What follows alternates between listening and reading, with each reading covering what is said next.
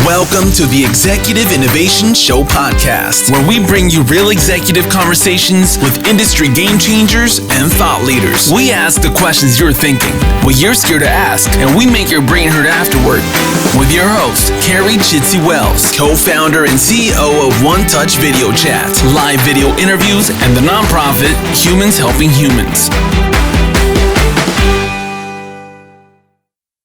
Hello, everybody, and welcome to today's Knowledge Nugget, where we're going to be talking about teleoncology and how telehealth and oncology is being used during this COVID pandemic.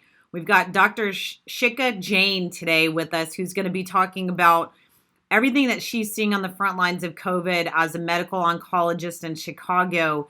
She goes through some great use cases that they're doing during COVID, and really, what is the future of telehealth for cancer care post the COVID pandemic?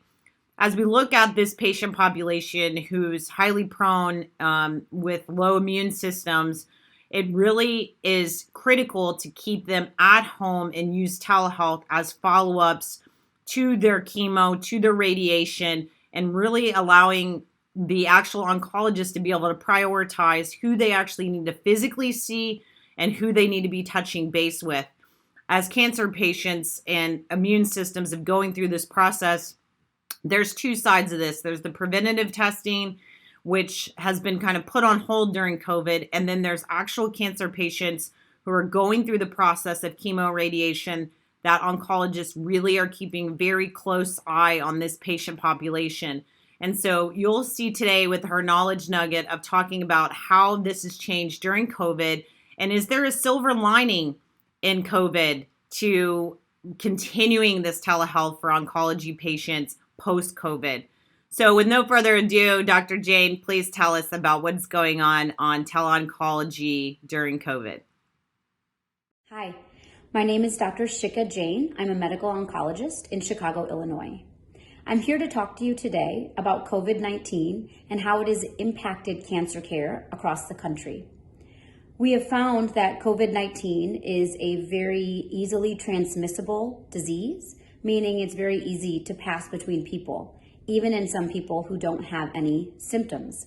And so the challenge for our cancer patients has been how to continue their treatment without putting them at unnecessary risk and without exposing them to potential patients who do have COVID-19.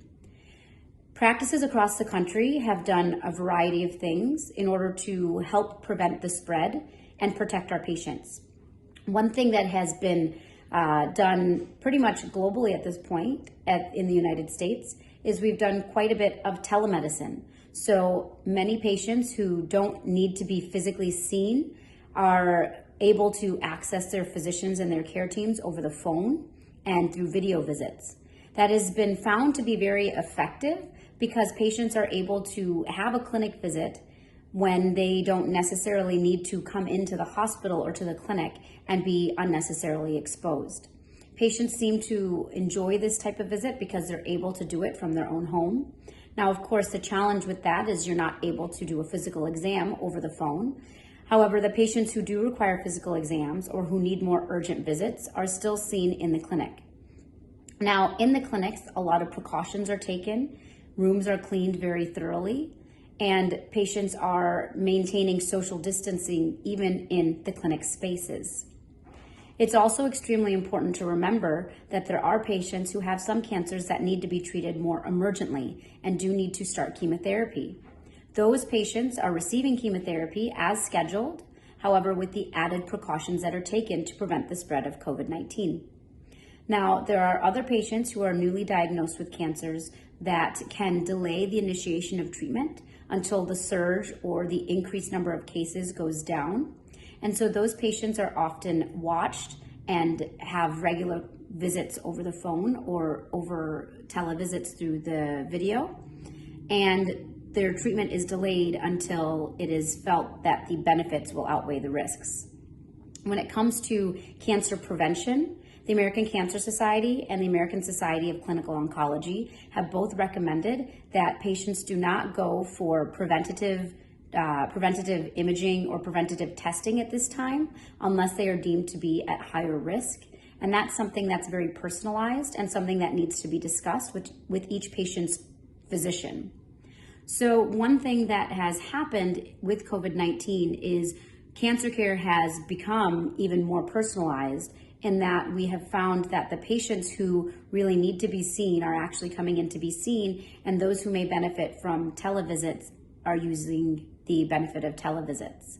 In the future, it is likely that telemedicine will continue to be incorporated in cancer care, and that is hopefully one silver lining and one positive that comes out of this global pandemic, that we are able to incorporate these more convenient ways of seeing patients and providing patient care in the future.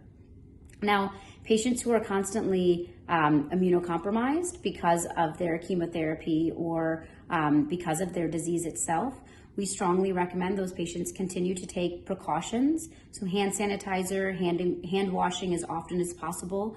We recommend washing your hands for at least 20 seconds, which is the length of time it takes to sing the song Happy Birthday. So I recommend washing your hands for that amount of time.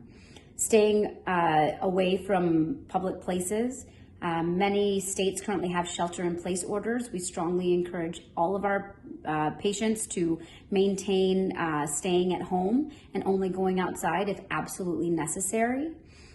It's also extremely important to avoid anyone who has any potential sick symptoms. So again, staying at home, sheltering in place as is recommended by most of the governors across the country is extremely important in this time, especially for our patients as they are many of them are immunocompromised. We will get through this together. It is a scary time and it's an uncertain time. Many of our plans, treatment plans, cancer care is being changed and modified on a weekly basis based on the latest information we are receiving and the more we understand about the disease. Hopefully, after we get through this initial crisis and we get back to some sort of normal state, cancer care will be able to continue in the way it did previously. However, we will hopefully have the added benefit of more opportunities for things like telemedicine and care from home than we did previously. This podcast has come to a close. To hear more from the Executive Innovation Show podcast, subscribe, submit questions, and share the love. Follow us on social. We're everywhere.